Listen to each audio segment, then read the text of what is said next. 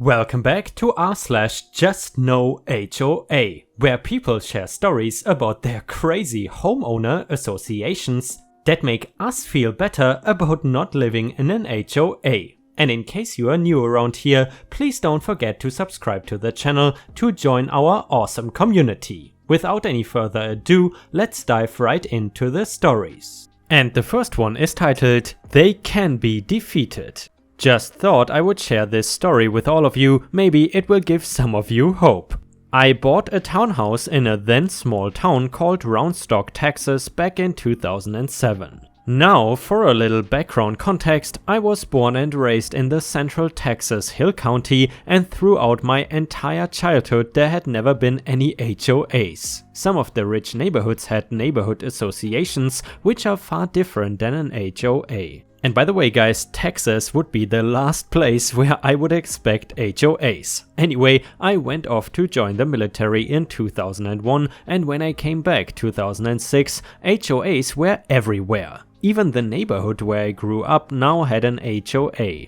My parents had moved to a new neighborhood, and my father had been constantly fighting with his HOA. Things like he built a tool shed in his own backyard without permission, and he parked his car in his driveway instead of his garage. That kind of stuff. So I am seeing his constant struggle and being raised in a culture where your property was your property and no one else's business. I wanted no part of this HOA stuff. Anyway, it is now 2007 and I am home from the military and looking to buy a house. My number one priority is no HOAs. After a couple of months, I find a home in a neighborhood without an HOA.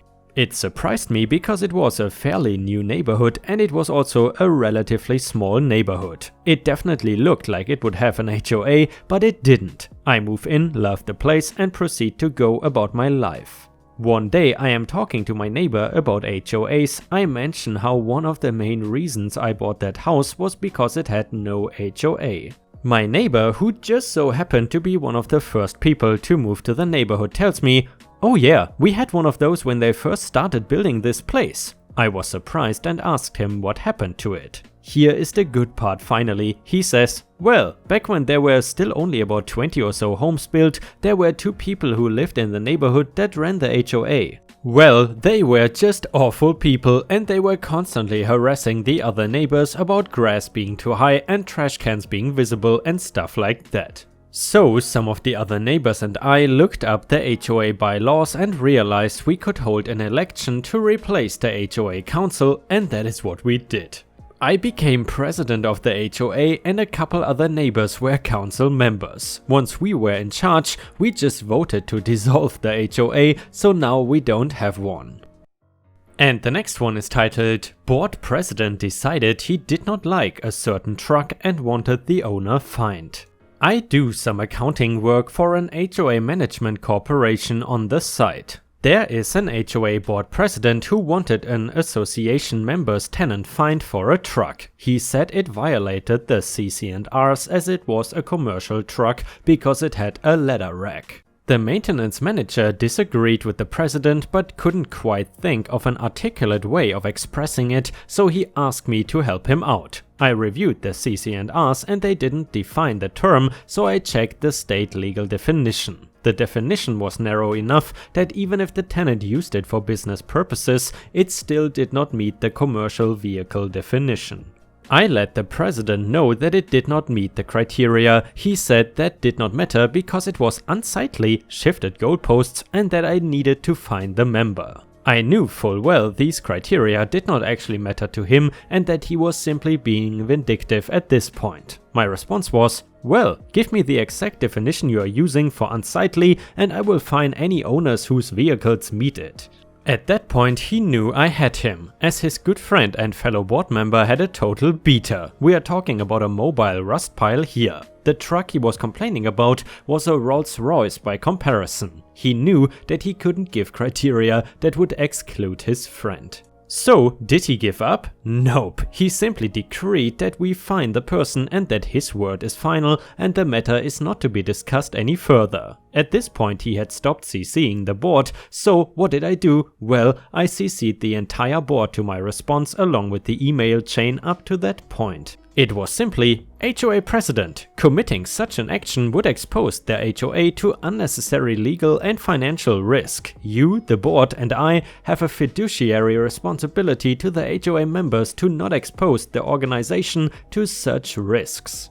This is an extremely ill-advised action, so should you not respond, I will execute it in a legal and ethical way that eliminates this risk. The only way I can think of to do this is to fine any and all vehicles that match, or are worse, how unsightly this truck is. I have prepared a list of members' names and unit numbers that will be fined along with this truck. On the list, of course, was his friend and fellow board member. He decided that the matter was not resolved and that he would respond one last time to drop the subject. I wonder what his friend thought when he caught up on the email conversation and saw that the president had gone down a path that could have led to him being fined. And guys, if you have watched until here, I would love to know how many of my viewers are actually living in an HOA.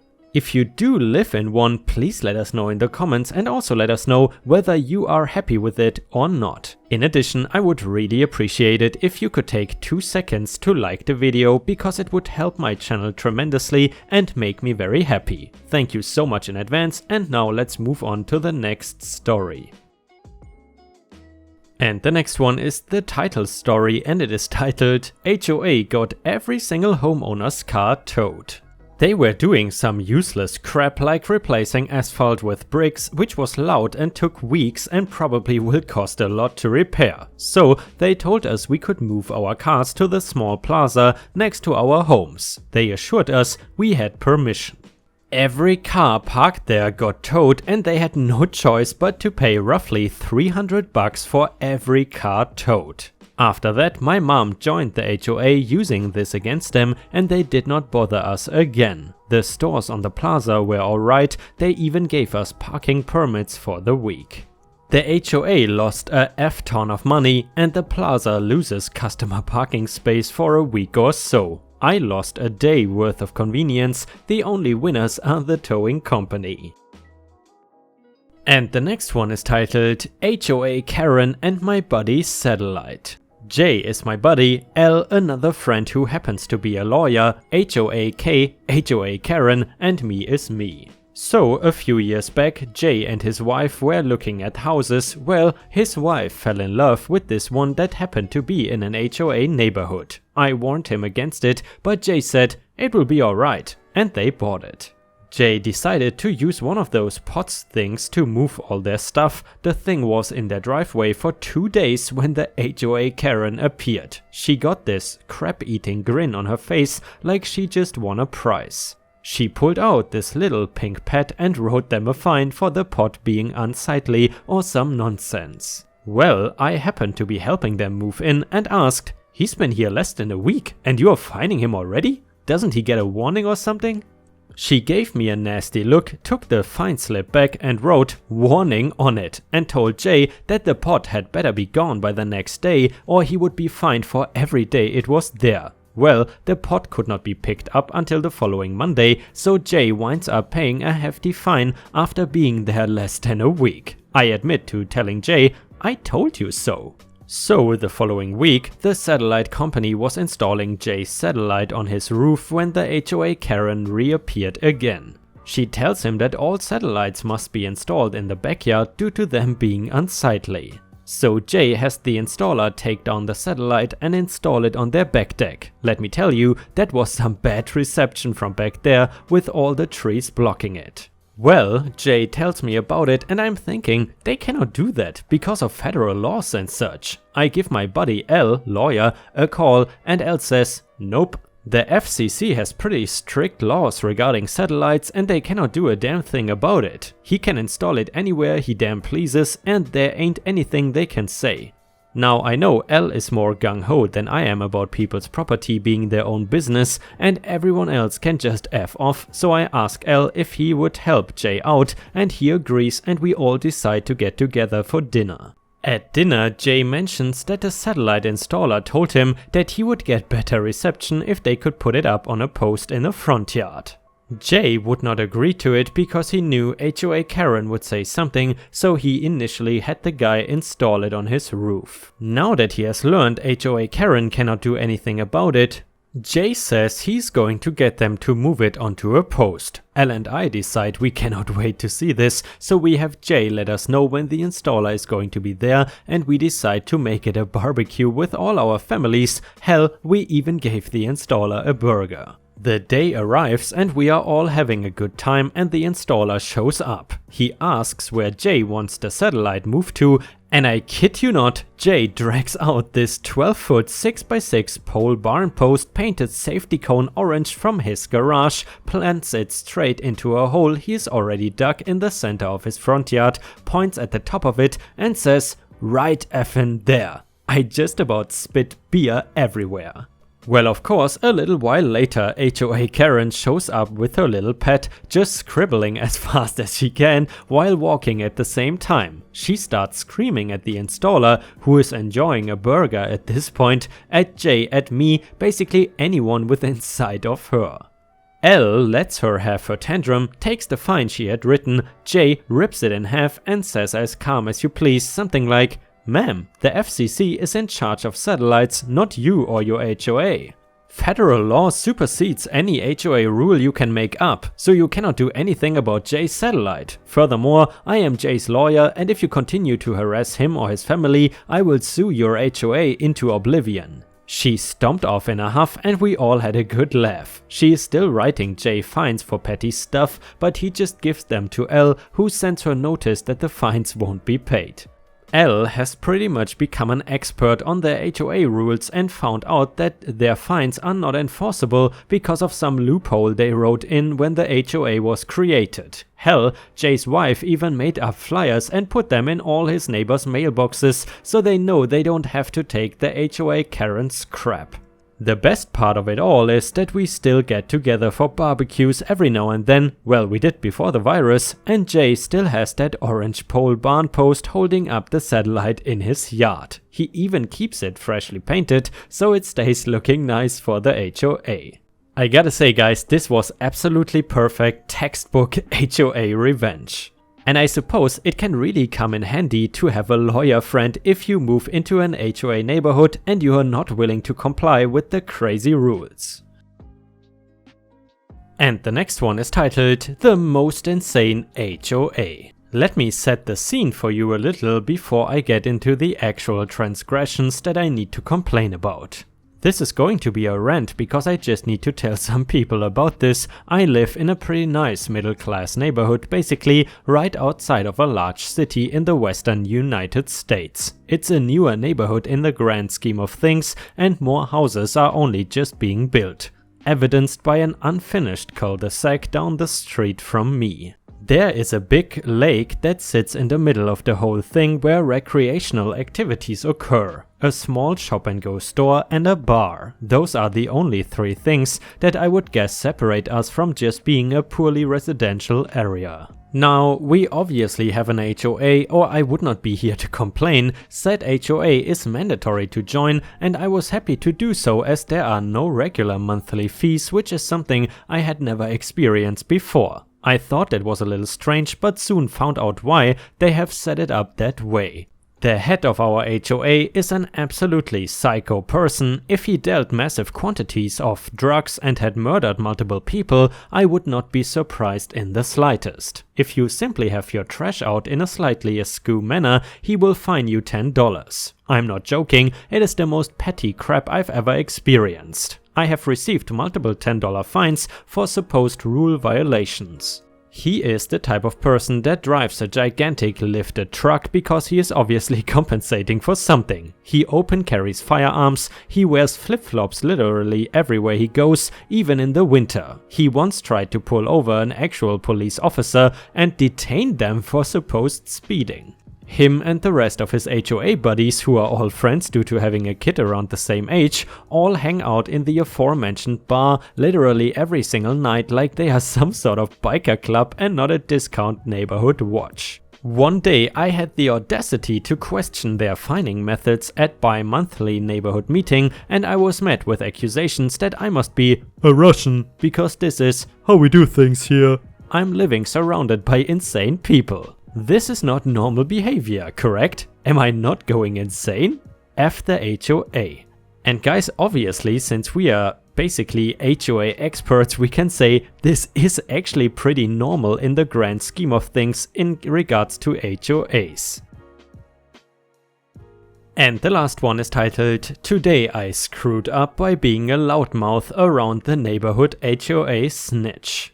This just happened and I feel like such a dumbass. Backstory 1, my next door neighbors moved in 2 to 3 years ago. Initially I was excited because they have a little boy a year younger than my son, and I remember growing up next to all my friends and wanted that for my son. My son back then 2 to 3 years old, and I quickly got to work to baking cookies to welcome the neighbors. We brought them over, knocked on the door, and they invited us in and the boys played. The husband showed me the tablet that has all the cameras feed from the cameras he just installed, and the wife gave me the impression that she thought we were in a dangerous neighborhood. Honestly, just a normal middle class neighborhood.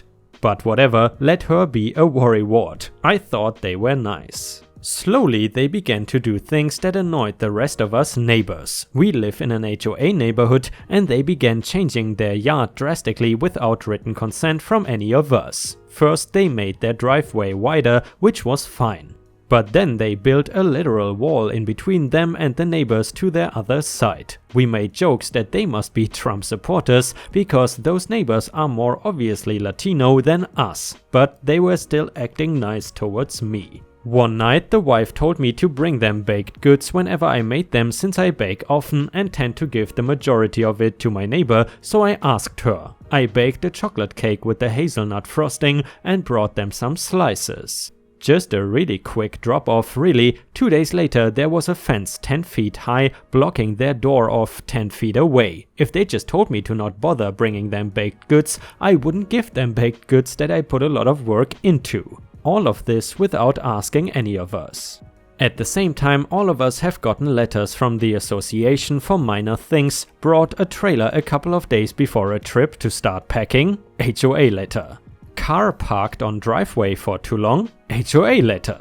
Cover your car every night with a protective cover. HOA letter. Dogs. HOA letter and animal control. So many more things. Do we have any proof that it is them?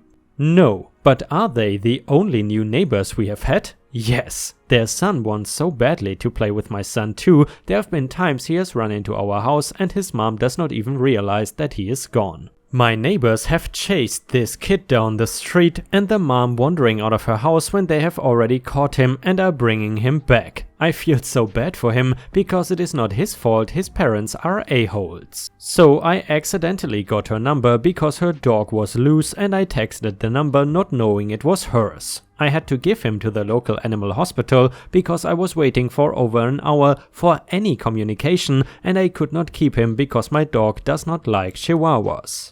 After 3 hours she called asking for him and saying how she saw my text earlier. If I had known it was her dog I would have kept him, I just could not risk keeping him overnight. She reluctantly invited us to her son's birthday a few weeks ago. My mom asked her what she was doing for his birthday and when she said party she felt obligated to invite us, I guess. She then opens up texting as a means of letting the boys hang out. Backstory number 2, my other next door neighbor sells doobie SP roaches to pet stores and private clients. He has a pretty cool system set up and everything, all done out of his house. Today was the first day they have hung out after the party. They were playing with chalk and the little boy kept trying to run into my house, which I don't mind, but his mom minds, so my son kept having to bring him back. My son got tired and just locked the door, but guess whose garage was open? My other neighbor. The little boy ran to go into his house, but he was standing in his garage to catch him. My neighbor is really nice, he's my favorite and probably everyone else's favorite too. I saw my neighbor and the crazy child and thought about how much my son loves bugs and just said,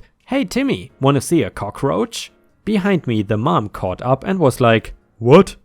And I just was so stupid that I mentioned he has a bunch of reptiles to eat. He gives me a look and I knew I effed up. I just told the neighborhood snitch something I should not have. I tried to later cover up when she asked probing questions because I guess she has noticed him selling something.